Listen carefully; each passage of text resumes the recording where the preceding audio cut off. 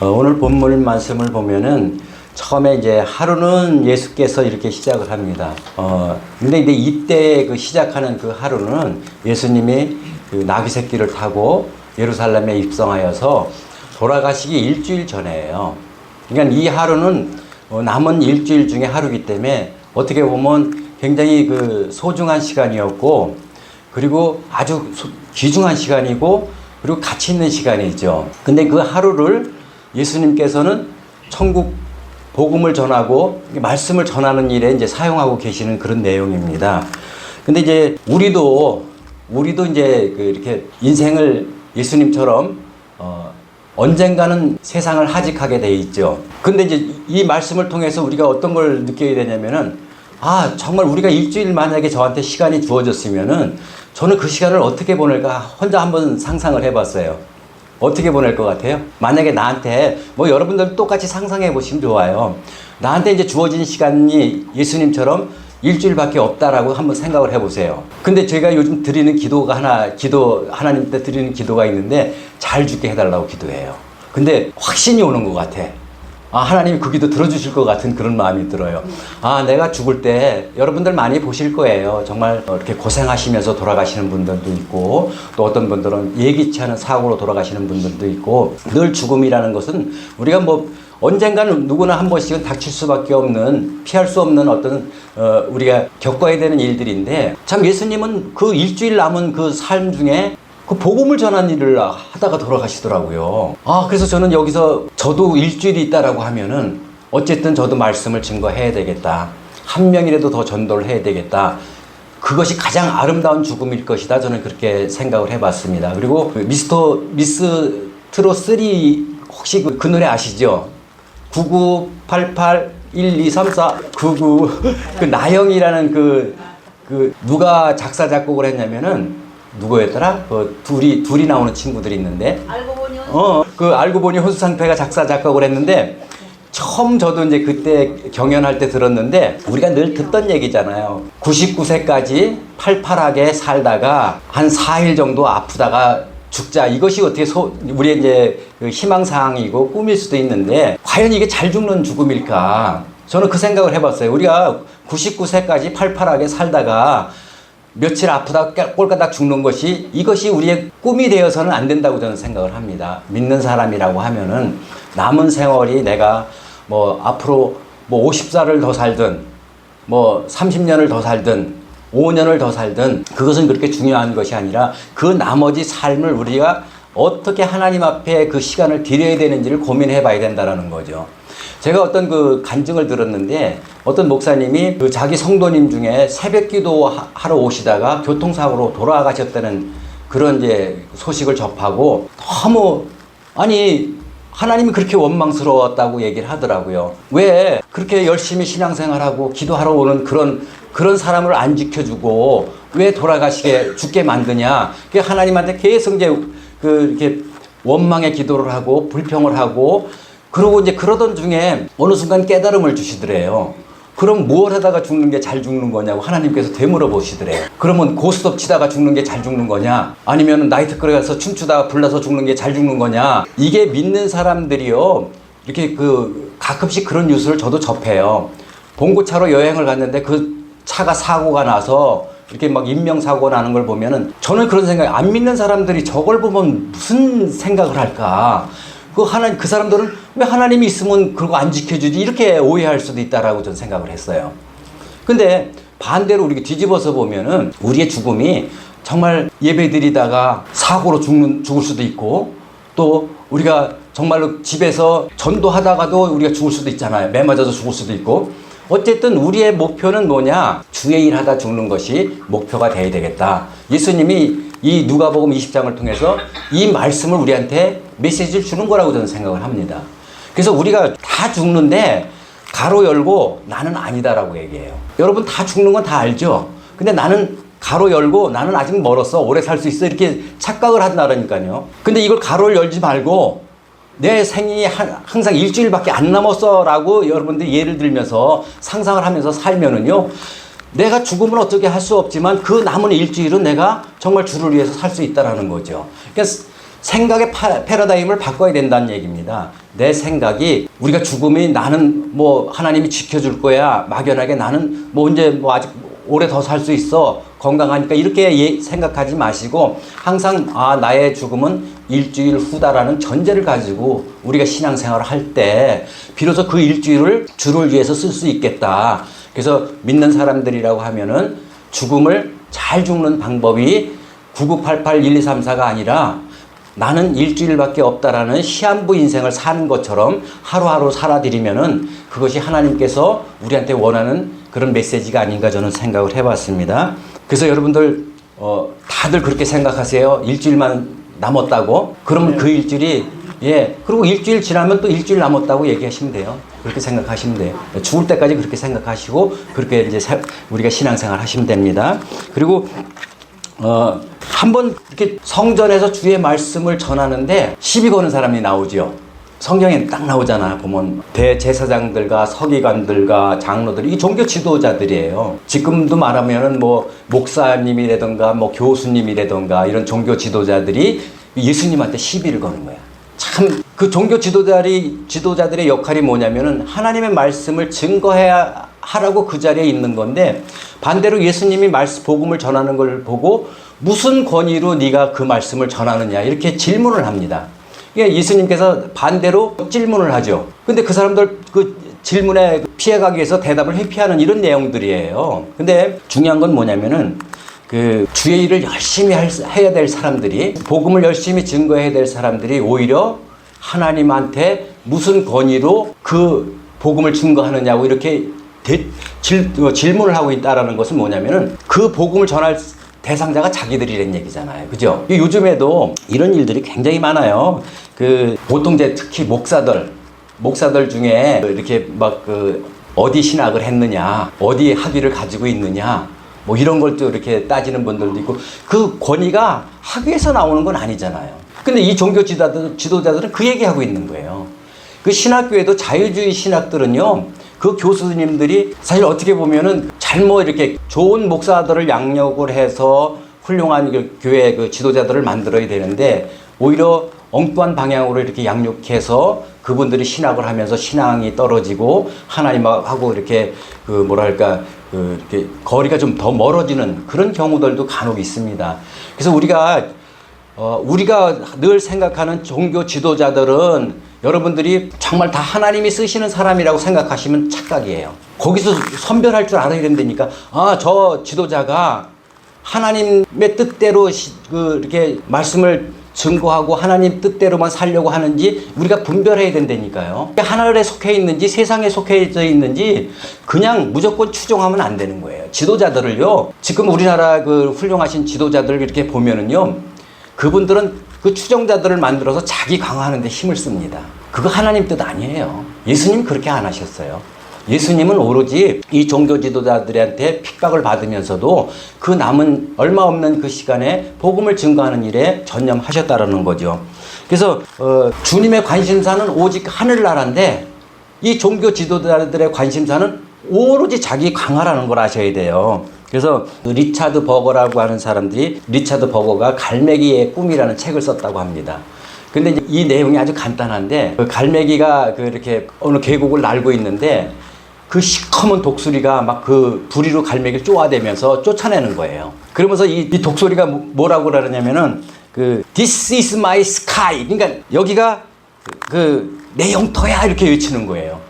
갈매기들이 열심히 자기 영역에서 물고기 잡아먹고 잘 살고 있는데 갑자기 힘센 사람이 와가지고 갈매기를 내쫓으면서 자기 거라고 주장하는 거예요.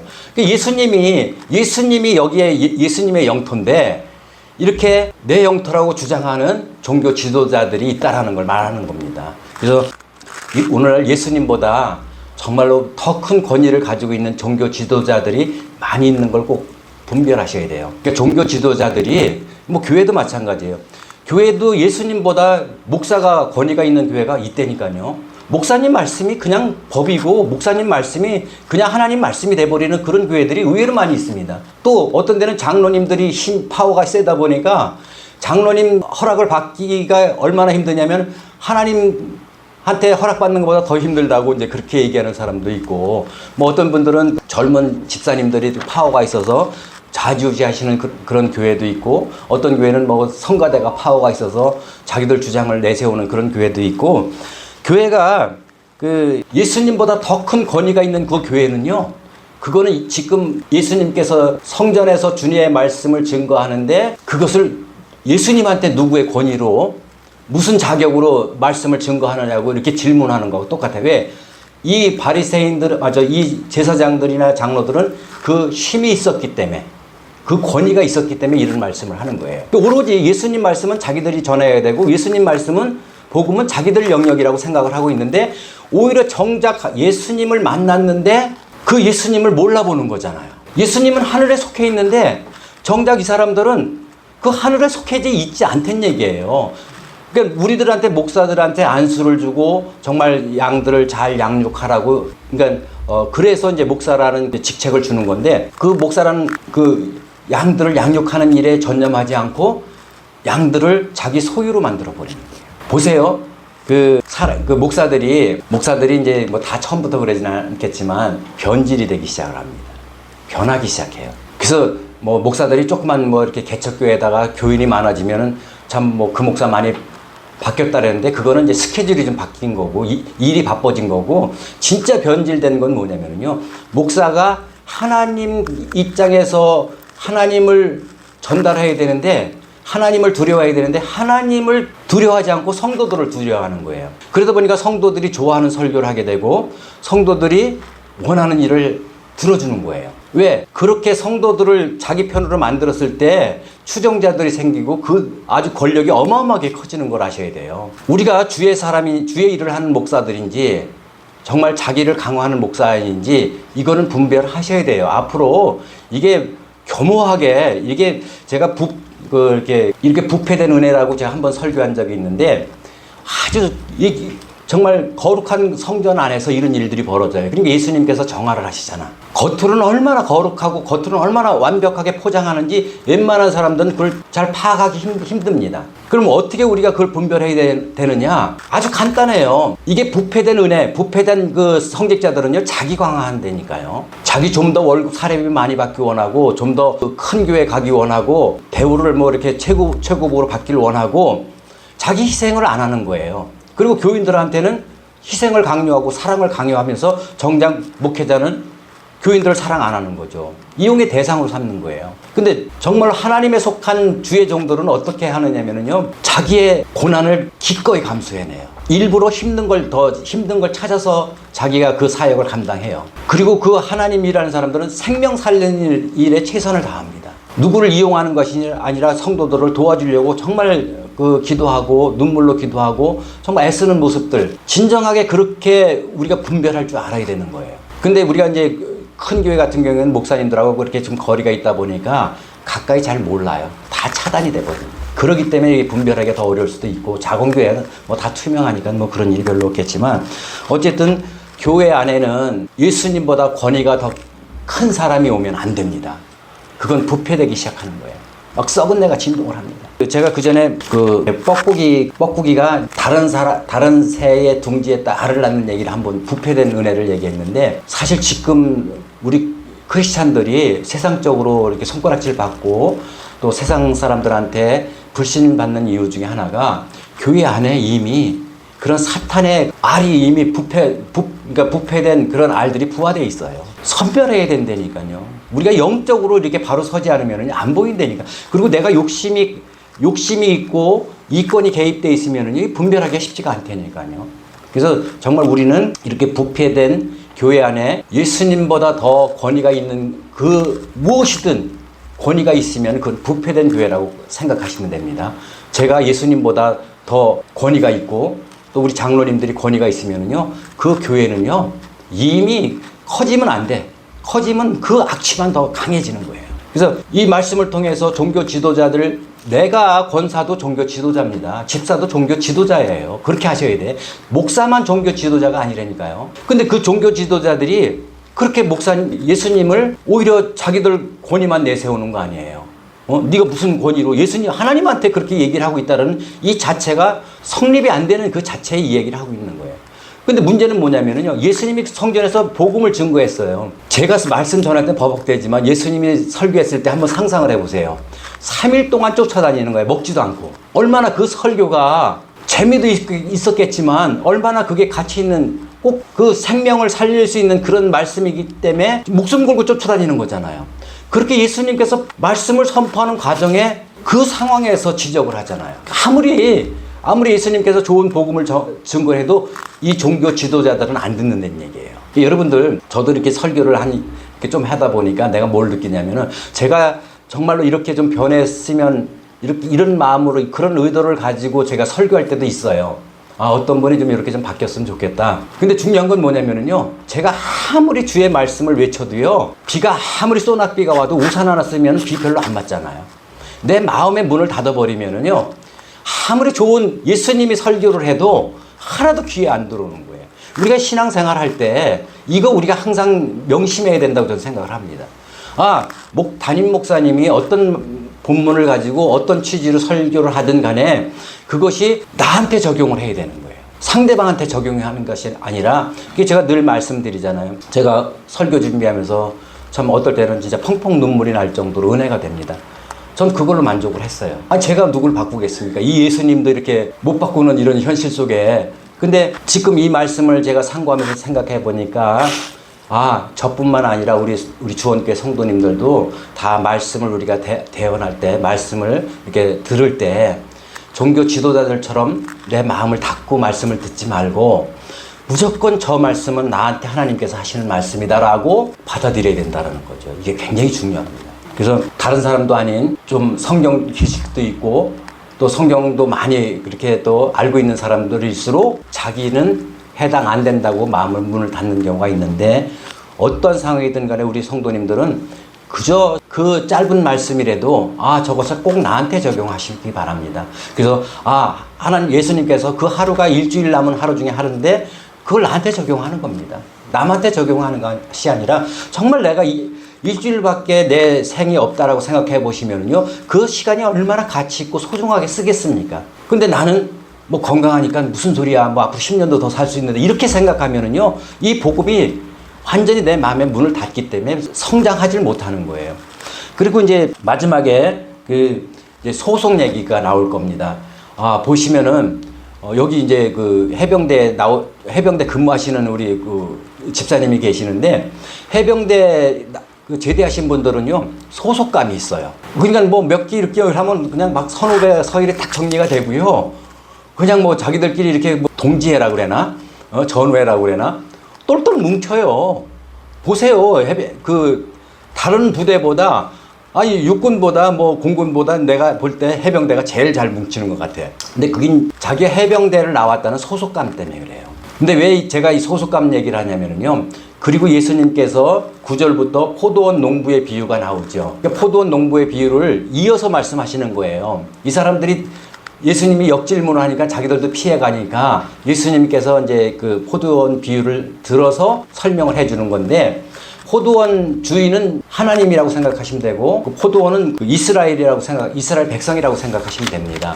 근데 이제 문제는 뭐냐면은, 우리가 생각할 때 포도원 일꾼들이 주인에 소속되어 있을 거라고 생각하잖아요. 그죠? 내가 포도원 주인이야. 그럼 거기에 일하는 일꾼들은 당연히 나의 소속이라고 생각하겠죠. 근데 그 소속이 아닌 거예요. 소속이 다른 거예요. 그러니까 선지자를 보내면 배척을 하고 말도 안 듣고, 심지어 그 주인의 아들을 보냈는데도 죽여버리잖아요. 우리가 교회 다니는데 사탄의 소속이 있고요, 하나님의 소속이 있어요. 소속이 다르다니까. 교회 왜 분열이 일어나는지 아세요? 소속이 달라서 그래요. 해병대하고 아마 다른 이렇게 뭐 UDT나 만나면은 소속이 다르니까 서로 자기가 최고라고 그러고 서로 자기가 옳다고 얘기하고, 한번 UDT인가 한번 만나보세요.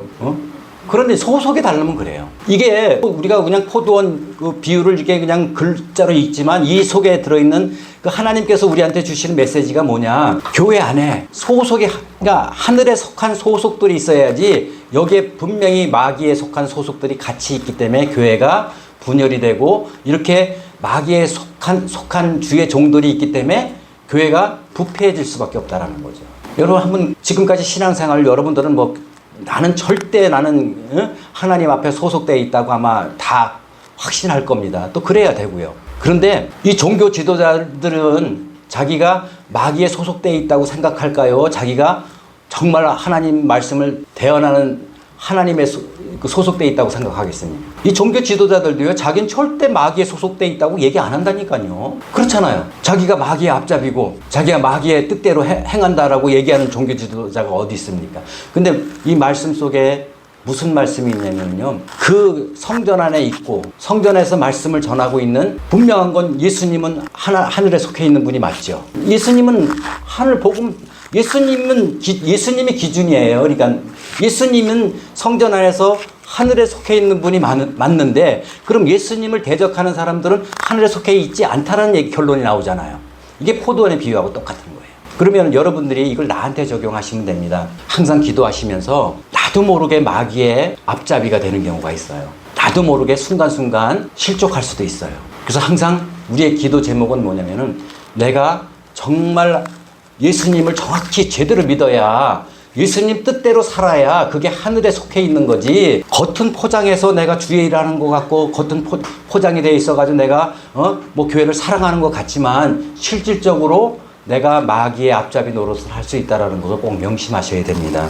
그래서 이 성전이라는 존귀한 자리에 앉아서 그 존귀한 일을 하는데, 겉으로 보면 포도원에서 내가 포도원 일꾼으로 일해서 포도원의 그 주인의 일꾼인 것 같이 내가 생활을 하고 있지만, 실질적으로는 내가 하늘나라에 속해 있지 않고 하나님 예수님에 속해 있지 않고 사단의 앞잡이를 노릇을 할 수 있다는 걸 꼭 기억하시기 바랍니다.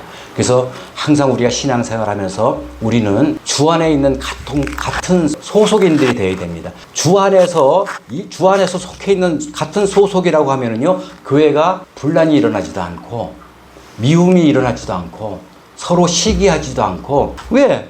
소속이 같으니까. 그래서 저와 여러분, 우리 주원교회 이제 앞으로 제가 이런 말씀을 드리는 이유도 여러 가지 변화도 있고 그럴 때, 내가 마귀의 앞잡이가 될 수도 있습니다. 분명한 건 주님의 소속되어 있는 그 소속을 확인하시면은 어떤 상황이든 간에 그게 정말 하나님의 일을 하기 때문에 시간이 지나면 엄청나게 그 축복으로 돌아옵니다. 근데 사단의 앞잡이가 되면은요, 그게 자기가 옳은 것 같지만 시간이 지나면 분열되고 미움이 생기고 증오가 생기고 파괴가 돼요. 그러면 그 교회 자체가 생지옥이 되는 겁니다. 그래서 오늘 말씀을 정리할 텐데요, 우리 주원교회라는 공동체에 있습니다. 더 중요한 것은 우리가 하나님한테 속해 있다라는 것을 확신하고 믿으시기를 예수님 이름으로 축원합니다.